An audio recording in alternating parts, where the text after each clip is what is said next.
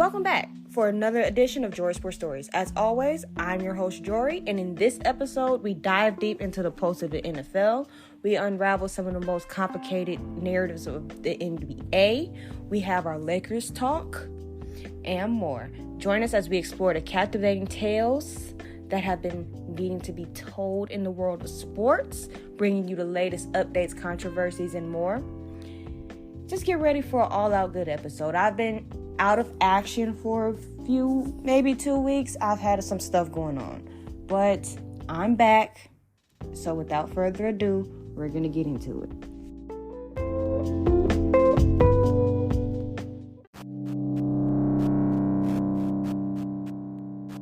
Up first, we have our NFL segment.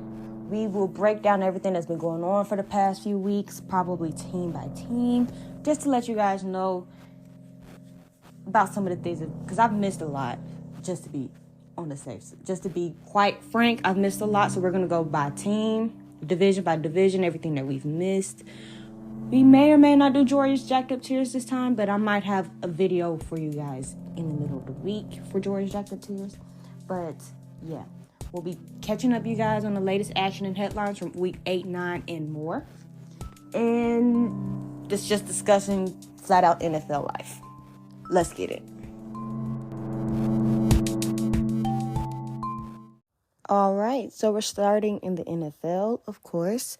Some headlines and news that I've missed for the past few weeks. Josh McDaniels was fired. Raiders immediately win 2 games. One of them pretty convincingly. I think both of them pretty convincingly. But, yeah. The Titans bench, my Titans bench, Ryan Tannehill in favor of Will Levis. It needed to happen. And all this hoopla about Ryan Tannehill and a statement that he made when Malik Willis was drafted that was really misconstrued. And the fact that they both had to clarify that, and they're both pretty cool. And the fact that Ryan Tannehill is still, like, they're boys. Well, not their boys, but he's going to do his job as a quarterback to help make sure anybody's going to be developed. He's going to help. It's his last year here. He don't hurt. And he's pretty much not healthy right now. So he's pretty much QB3. And I hate to see it, but we may have struck gold when it comes to Will Levis. And as far as my Titans are concerned, this offensive line, I thought Dennis Daly was bad last year. Andre Dillard. You're not that good at your job. Actually, you suck at it. You're trash. And it's like a turntable when it comes to my offensive line. It makes no sense. I'm so sick and tired of seeing people on the injury report. I am fully at the point where I accept the fact that my team is a bad team this year. We have really talented players, and we've managed to put some things together. But my offensive line is that bad to the point where we can't score a lick. And I hate that for us because we're too talented. We have too many very important pieces. And my defense is too inconsistent. But that's neither here nor there. Kyler Murray is set to return. Actually, he returned versus Atlanta, engineered a little comeback versus the Falcons. And we'll talk about Arthur Smith in just a second. Because I believe that they're saying that they're sticking with him. And I'm going to trust them for that. But if he gets another year, if he does this crap next year, wasting time, not being snippy, doing all this extra stuff when it comes to the quarterback and being a mess, leading a hot mess down in Atlanta, if he has a resemblance of this next year, he's going to get fired mid-season. He might be safe this year, and then in the offseason they realize he ain't it, and he still get the chop anyway. But I really do think Arthur Smith need to go. That's just that. But Kyler Murray didn't look too bad in his return versus Atlanta. We'll talk about that in just a second. We have a Carson Wentz signing. The Rams. Now, Matthew Stafford cannot stay healthy to save his life. It's very worth it to go get a veteran backup backup quarterback because Matthew Stafford is injured and Carson Wentz. He's capable, but he's also capable of losing you a lot of games as well. The Rams will find that out in just a second why he was on the street. Josh Jacobs was fined for lowering his shoulder. Ladies and gentlemen, lowering the shoulder as a running back should not be a damn penalty. That's BS, because that's literally how they teach you. Well, let me not sound ignorant. That's a part of running the goddamn football, is lowering your shoulders, running through tackles. It's not unnecessary roughness. This is not professional pillow fighting. It's goddamn football. And if we can't lower our shoulders into somebody's chest or to somebody's abdomen, not their head, not their neck, but somewhere where it's safer, and we can't even do that, then what are we even doing? What is there even a running back position for? Unnecessary roughness. It's football, not butterfly catching. It's going to be physical. You're going to have those hits that are like, woof. You're going to have those running backs that are just power runners that would rather run through you rather than around you. So him being fined was just a whole big old load of horse crap. Horse crap. Now, we'll catch up with some of our teams from the league. First up, the Atlanta Falcons. I just talked about them a little bit, but like I said, Arthur Smith has been trying to save his job, period, point blank. Benching Ritter in favor of Heineke. You lose Grady Jarrett to an ACL tear. They have a top 10 defense. The secondary gets burnt from time to time, but the Falcons, they have a pretty good defense. They have the weapons on offense. They're just not being used correctly, and they don't have a quarterback. So there's that. That's what's wrong with the Falcons right then and there. And then with Arthur Smith wasting time with Mariota last year, when you could have just put Ritter out there, we could have been deduced that he wasn't the answer. And Bijan Robinson hasn't been used very effectively at all. And then Arthur Smith to say, well, he's very effective away from the ball. No, he's a running back. Give that man his touches. Dummy.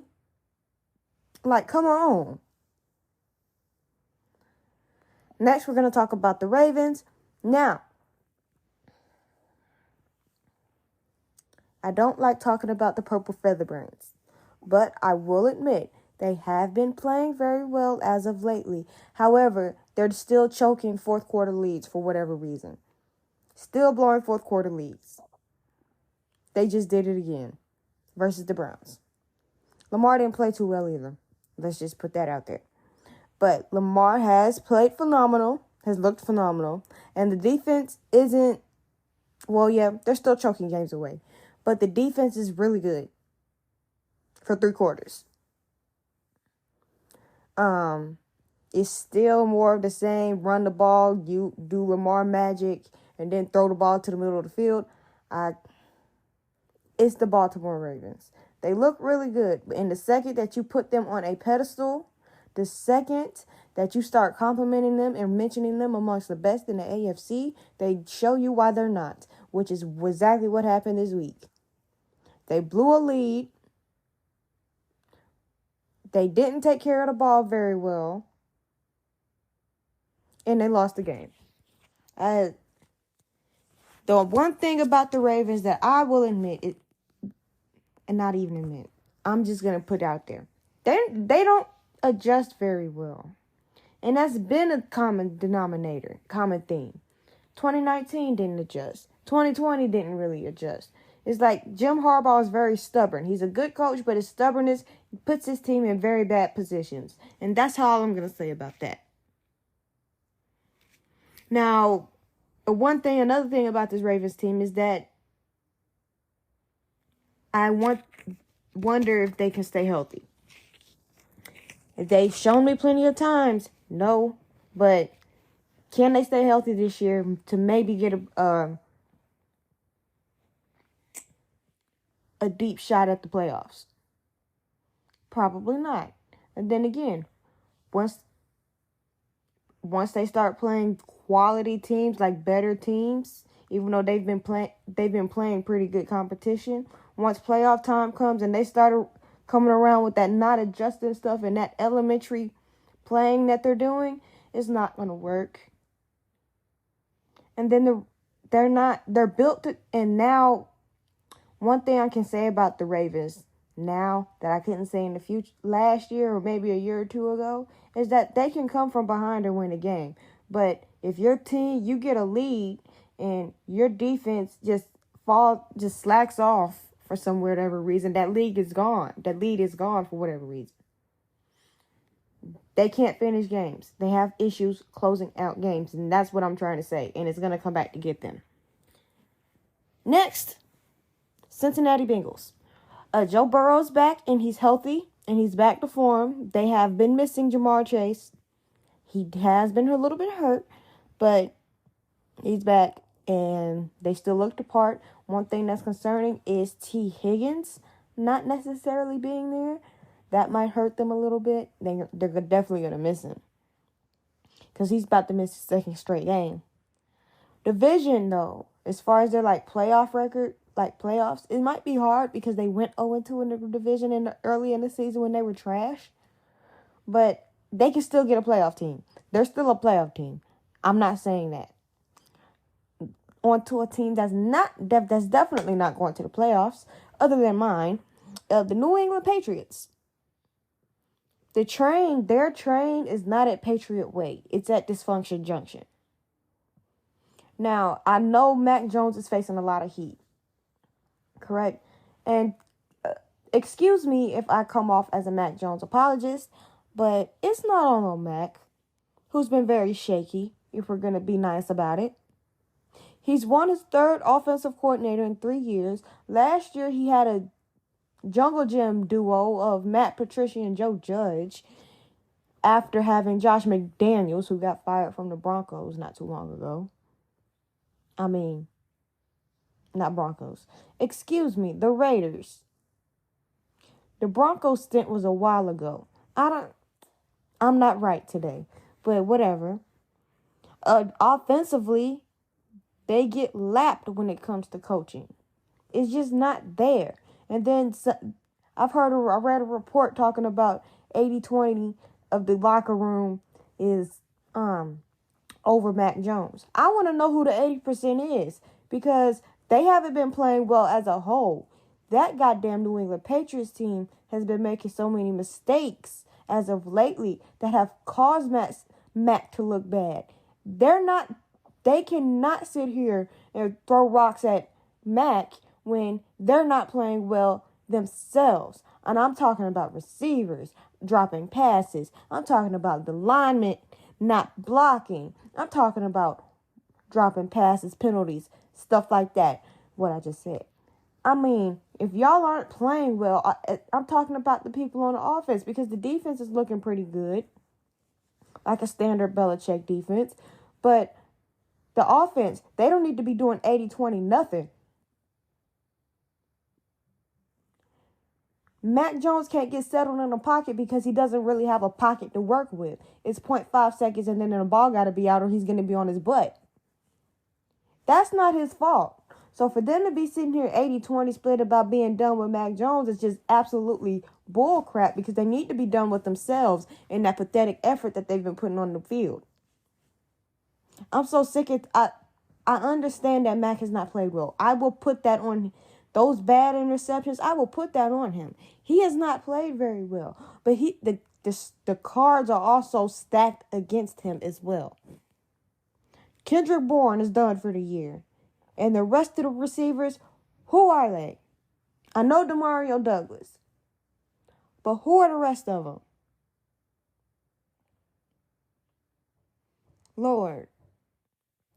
And then we all know Robert Kraft is growing increasingly more frustrated by the day because bad decisions and mistakes have plagued this season. Whether it's coaching decisions or whether it's players. That's been the MO of the season for the Patriots. And that's what's been going on for them. The Bills. They had some key injuries. And we're going to get to the Bills twice. Well, no, I'm going to just go ahead and get it all out the way. And they haven't really looked the same, but they haven't looked horrible, if we're being completely honest. Stephon Diggs is going to do what he does best, which is show his emotions. Now, note Stephon Diggs about what else I'm going to talk about. Like I said, one thing we all know about the Bills is that they will go as far as Josh Allen takes them. And they still have mediocre running back play. They don't really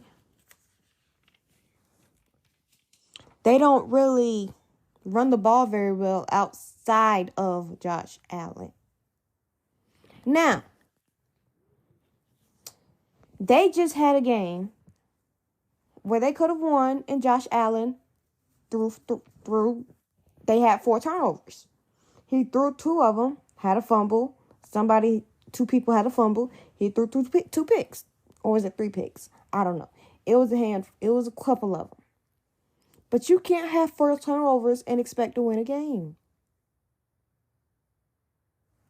Like, Josh Allen's play as of recently we need to start having this conversation about Josh Allen. Because I'm so sick and tired of people excusing it when we rip people like Dak for it. I'm going to rip both of them. They both throw stupid interceptions. Even though you could say that Josh Allen is miles ahead of Dak. But is he really? Is he really? Josh Allen is leading the league in interceptions.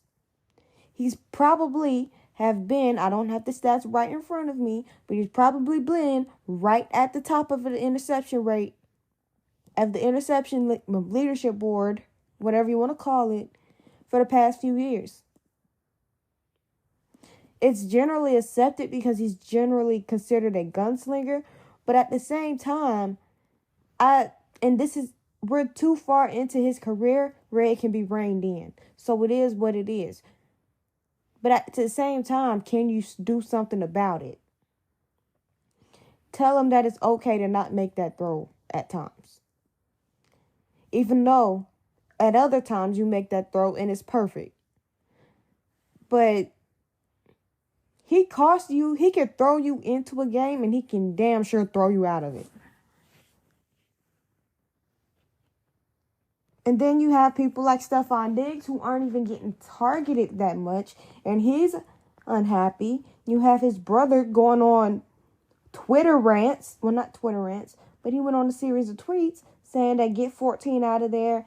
And he was balling. Something about Josh Allen needed Stephon Diggs to start balling or whatnot. They both needed each other. So we're not just going to sit here and paint one side of the story. Because Stephon Diggs didn't get all pro until he had Josh Allen. He didn't get any of those accolades until dang near most of his accolades he got is because of Josh Allen. They force-fed Stephon Diggs. So I don't want to hear that crap. That's just a way of saying that I'm unhappy and I don't want to be here anymore. They're going to have to get rid of Stephon Diggs. I know the trade deadline is passed. He's going to be there for the whole season. But after that, they're going to have to say goodbye. Because it's over for the Buffalo. They're cooked. Even though they've always been cooked as far as they've had a gunslinger that throws a lot of picks at quarterback. And now that their defense is injured and you're firing people mid-season who I don't think needed to be fired, if anybody needs to be looked at under the scope, is the head coach. Like, tell me I'm wrong here.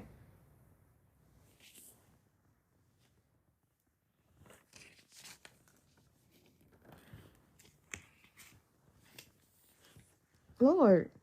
Back to the Jets. Zach Wilson hasn't been playing smart, which is what they need for him to do. Your defense is starting to stack a little bit of an injury bug or whatnot, but they're playing very well on defense. Dalvin Cook was frustrated. But why get frustrated when you knew what you signed up for? Like, the Jets are an interesting case. I root for Zach Wilson. I really want him to get it together because I believe he is very capable of playing smart football. But he's also capable of being a bonehead and a knucklehead at the same time. It is what it is. Playoffs, I highly doubt, but it's possible. It's very possible. Philadelphia Eagles haven't looked like the Philly of last year, but they lost both of their coaches. They lost their defensive coordinator and offensive coordinator from last year. So, of course, it's going to look a little different. But they have been winning. They haven't been winning pretty. They've been winning grimy, the usual Philly way. Their offense hasn't looked as stout this year, but they can still get it done. It just hasn't been clicking. Your secondary depth, if you're an Eagles fan, you already know it's still an issue. And Jalen Hurts is probably still not at 100%. And then, yeah. But Philly will be fine. I have a feeling that Philly will be fine. Whether they find another way to win or this is just what they are, they're just going to have to put it together, find ways to win. Yeah, they'll be fine. Now, the Miami Dolphins. I'm ready to rule a conclusion on the Dolphins. They effectively front run more than Dallas does. They're not built to come from behind anymore. They weren't built to come from behind in the first place. And if teams can get to Tua, they have a way. When you play teams with an above 500 record, you struggle. You haven't beat a team with an above 500 record yet.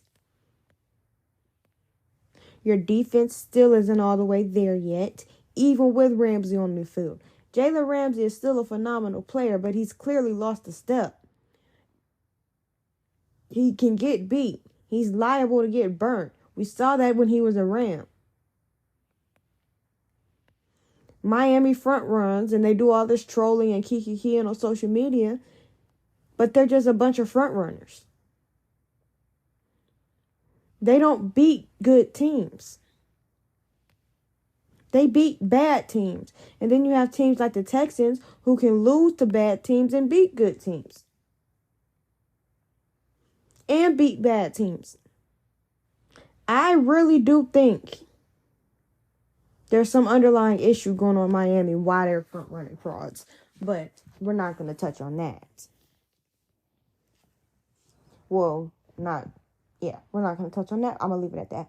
LA Rams, who are clearly rebuilding. But Stafford is injured again. That's why they went and got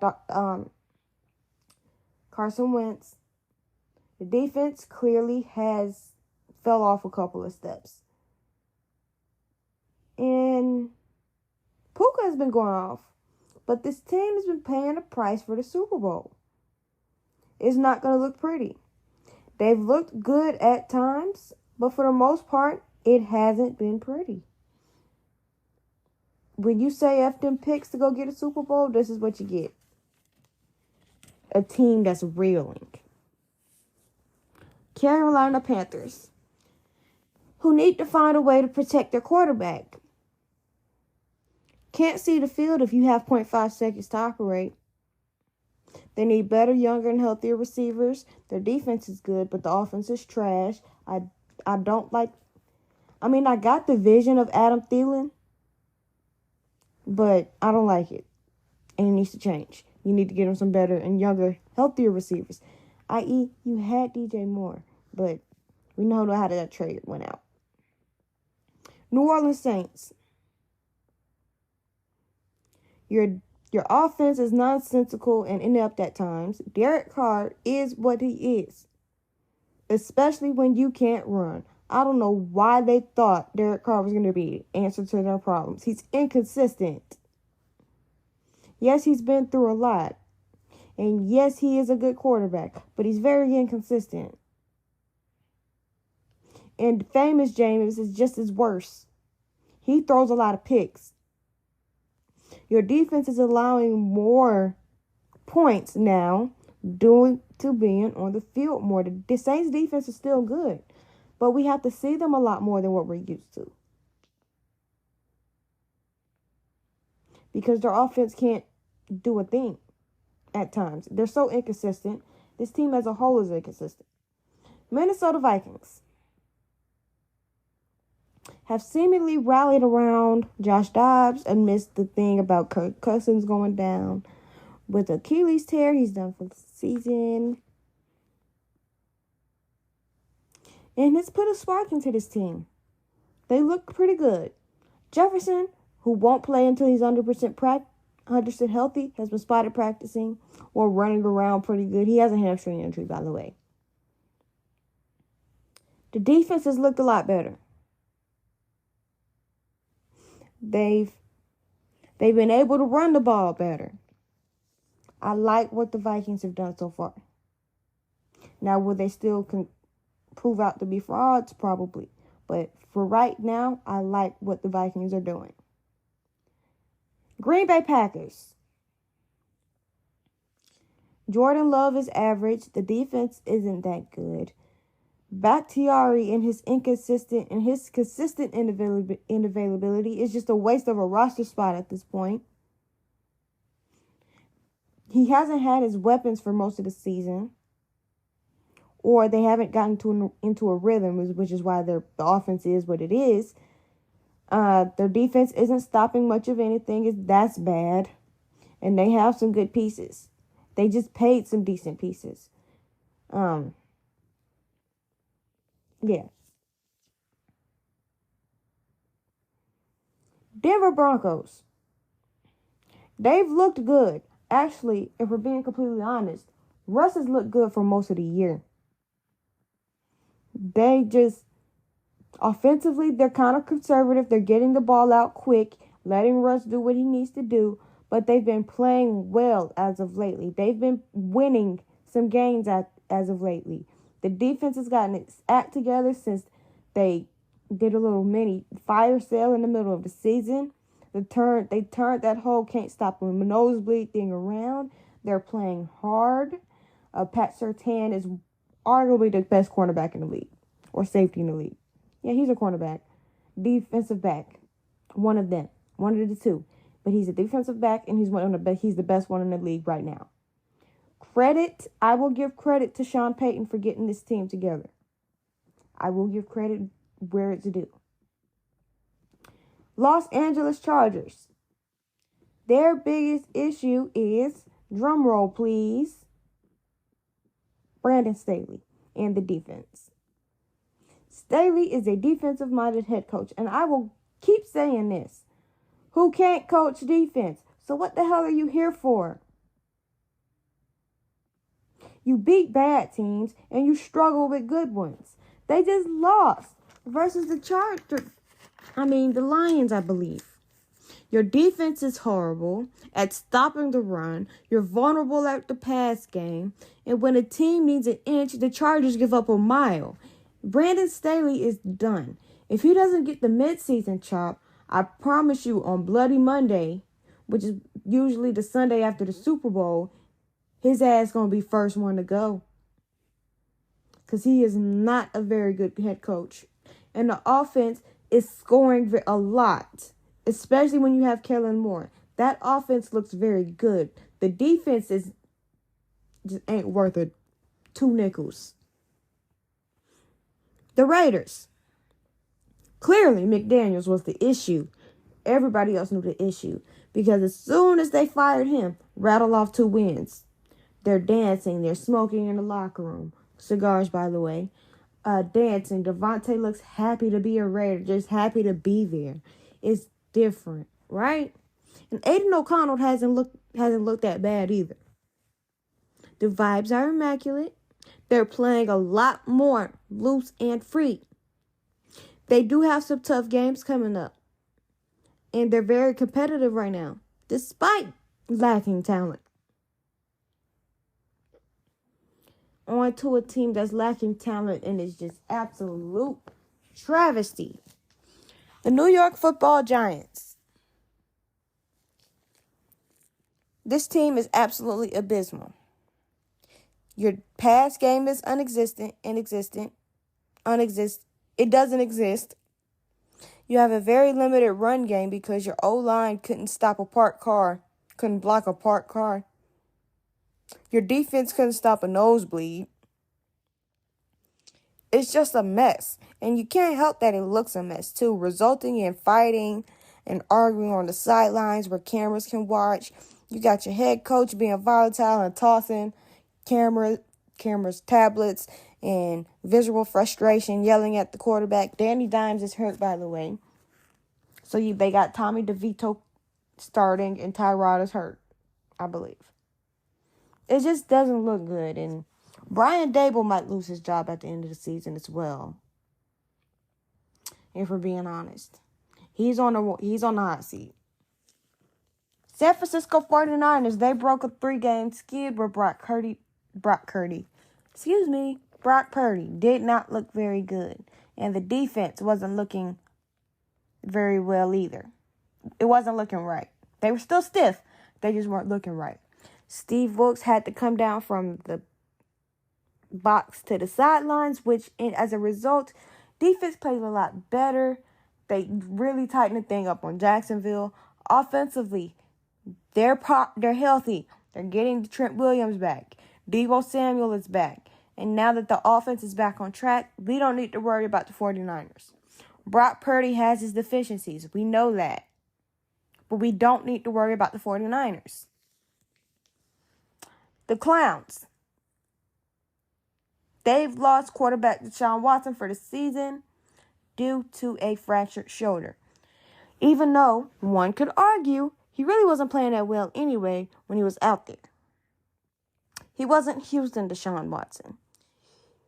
It was like he was a shell of himself, and I really don't care how he plays.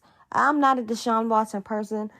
I can't stand him, and I really don't like covering the Browns. But this is something that we need to talk about because they're really reliant on a championship caliber defense and a stellar running game. Deshaun Watson being hurt, I believe he will give them the best chance of winning, but is not going to do much. If we're going to be completely honest, it's not going to do much. He wasn't playing well.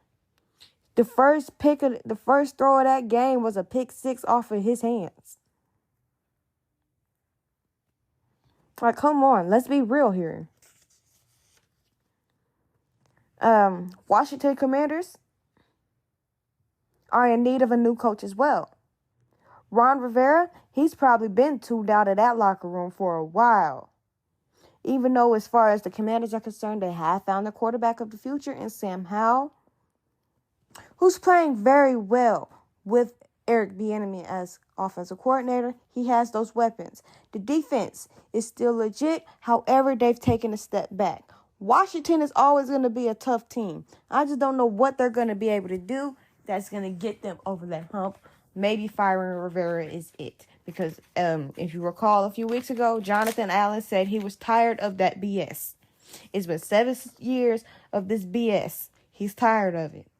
Get him out of Washington. But whatever. A little bit more of news and headlines. Like I said, Ken Dorsey was fired as offensive coordinator of the Bills. Trayvon Diggs in his tweets. Yeah. T. Higgins won't play second straight game. Whatever. And the Houston Texans look really good. Despite the fact that they're missing some pieces, they look really good with CJ Stroud. I'm excited for the AFC South, to be honest. As much as I like to sit here and go on the camera and say that I don't like any of the teams in my division, which I really don't, minus Houston because they have a bunch of my Alabama babies on there. But I have a good feeling about the future of the AFC South with Levis, Stroud, Lawrence, and if Richardson pans out, yes, because I'm not completely sold on him. But I have a really good feeling about the state of the division in the future.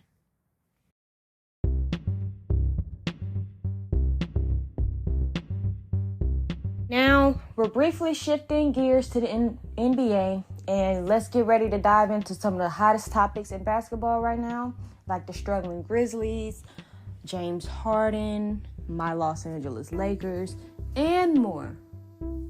Without further ado, let's get into it. On to the NBA, and I have a lot that I need to talk about, so if I go on a tangent, please, because I got some things that I need to discuss, especially that might get me going, like James Harden, which I'm not even finna waste time. I'm gonna get right into James Harden because the Clippers are 1-5. They are 1-5 after adding James Harden. Bottom line, this won't work very well, if at all. Call me a pessimistic, but I already know where this is finna go. And by not having him come off the bench and just inserting him into the lineup like a dumbass, and ruining any type of chemistry that they had, is such a Clippers thing to do. Why would you do that? And then you have to let people you have to let them be themselves and feel it out. No, James Harden should have been coming off the bench. And I'm not the only one who thinks that. Why would you ruin the chemistry of the three that you finagled to get that chemistry there? Like, I didn't think it was going to work with the three, but they figured out the way. They figured out the way to make three work. Them three work. You have 4 people who need the ball and 1 basketball. It's not going to work. And when you just throw James Harden in there just to do what he do and get him comfortable, it's not conducive to winning basketball. It's just stupidity. He should have been coming off the bench. And they'll work some type of rotation with him and the rest of them in there. That I don't care about egos. That ego crap is just pacifism. If your ego don't allow you to come off the bench because it's conducive to team success, what the hell are you doing here? At some point, you got to put your pride to the side and realize that if I need to come off the bench to make this team, to help put my team in a better position to win, I'm going to do that. I'm so sick and tired of these full of themselves athletes thinking that they're just bigger than something. It's not bigger than you. It's not. So I'm tired of the excuse of you got to feed egos. Bump the egos. Sit his butt on the bench. Have him come off the bench instead of ruining the chemistry that you have. This is such a Clippers thing to do. Plus, with what they gave up to get him, they're struggling with right now. He doesn't play defense, and he does a whole shot routine before he breaks. And he hasn't been shooting well. This will probably go down as a franchise-altering decision that may have some serious repercussions, i.e. firings and trades. They're going to have to blow this team up now. I'm calling it because it's not going to work, period. Period, point blank. Milwaukee. Their defensive woes. They should have tried to offload Chris Middleton instead of Drew Holiday. Clearly, they're seeing that mistake now. Damian Lillard and defense don't belong in the same sentence, if we're going to be honest. Giannis had a 54-point game wasted due to the lack of defense.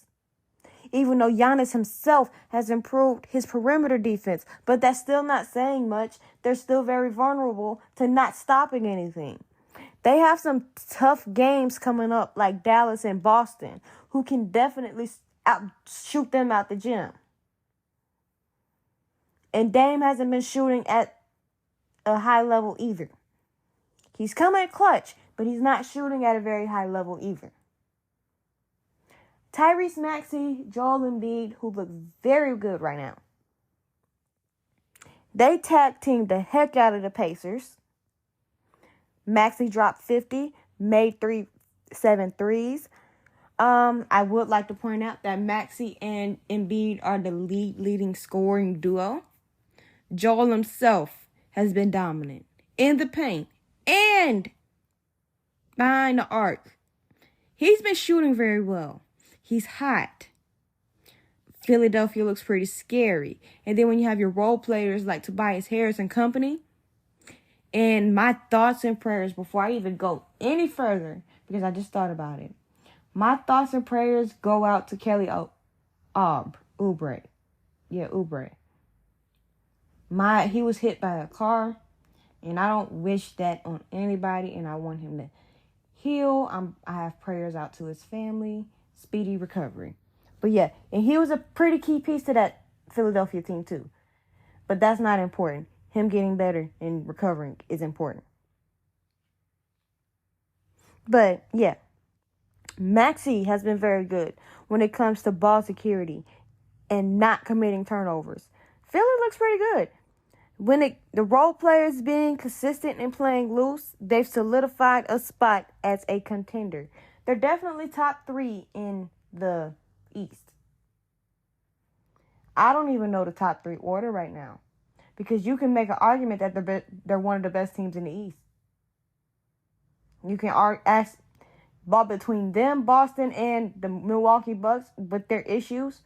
You could argue that the Philadelphia 76ers are the best team in the East. Sorry. But can they keep it going? I believe they can. Zion Williamson. Now, this hasn't really made a lot of news. Probably because there's been fights like hell in the NBA too. Like Draymond just choked out Rudy Gobert. I'm getting ready to talk about that. The Lakers and Memphis clearly don't like each other. Dylan Brooks started that whole rivalry, and he's in Houston now.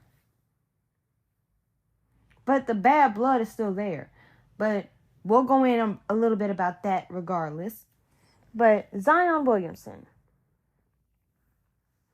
has said, I'm trying my best to buy in. He's trying to trust the process. He doesn't want to be in New Orleans, clearly. It's time to chalk it up as an L and come up off of him. If I'm the Pelicans, the writing is on the wall with him. It's been on the wall. He doesn't want to be there.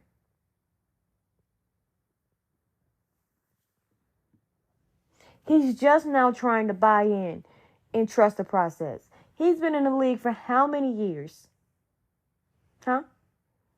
And the fact that they're not relying on him as much anymore, and he's saying these things, rings a bell. He's not happy. I mean, look, he's not trying defensively. He's taking a back seat offensively. He's always struggled when it comes to his weight.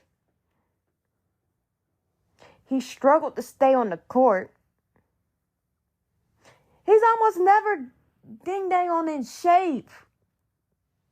Like, if you listen to his interview, it's like he's struggling. He's out of breath just talking into a microphone. This young man, he needs to reset. I think he needs another environment. New Orleans isn't it. I don't know who failed who. Zion failed the Pelicans, or the Pelicans failed Zion. Or they failed each other, because it's not working.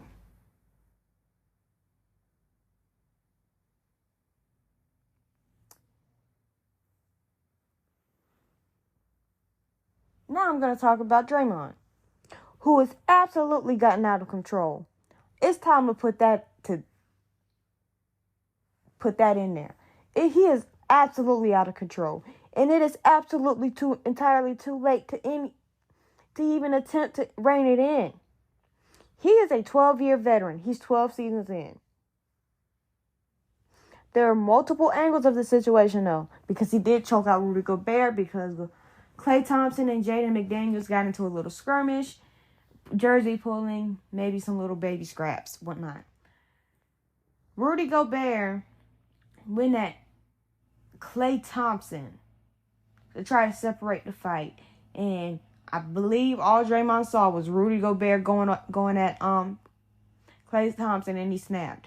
And when I tell you he snapped, he tried to choke. He put that man in a chokehold and just pulled him off. So there's that angle. And also the angle about Curry being out makes sense. Because Rudy Gobert flat out said that when Curry's out, he's going to find a way to get ejected and not want to play. Which makes sense. He's flat out of control, and he has a multi-game suspension likely coming. So, if they're going to give him 10 games, great. They need to give him about 5 to 10 games. If we're being completely honest. Now, my Lakers. The one thing that's killing my Lakers is injuries and health. Bron is hurt. Even though AD, I don't know what got him into him versus the Grizzlies because he picked a fight. He picked that. I'm like, since when do you start fights, Mr. Davis? Have you been on Twitter? Have you been reading what we've saying? Do you know that my fantasy basketball team is AD's health monitor for a reason? Does that make you mad to push that Grizzly players like that? Because if it did, I'll continue to troll you and I will continue to troll you. I want to see that AD more. I love me some Anthony Davis. I want to see that AD picking on people more. I don't want to see it go in and out. I want to see that every single game. Quit being soft, man. But yeah, once my team's biggest issue right now is consistency from our role players.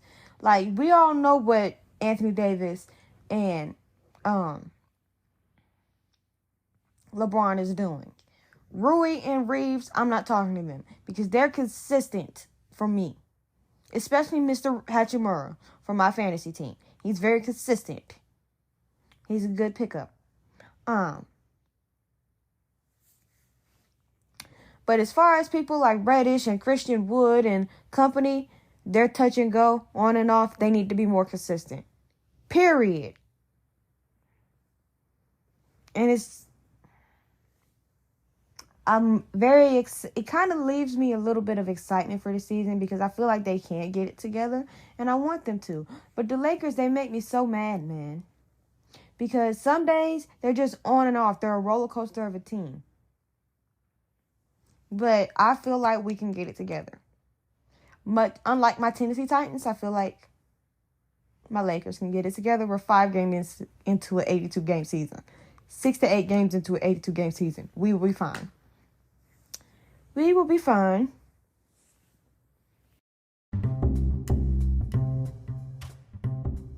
Y'all know the drill. Thank y'all for joining me on another episode of Jori Sports Stories.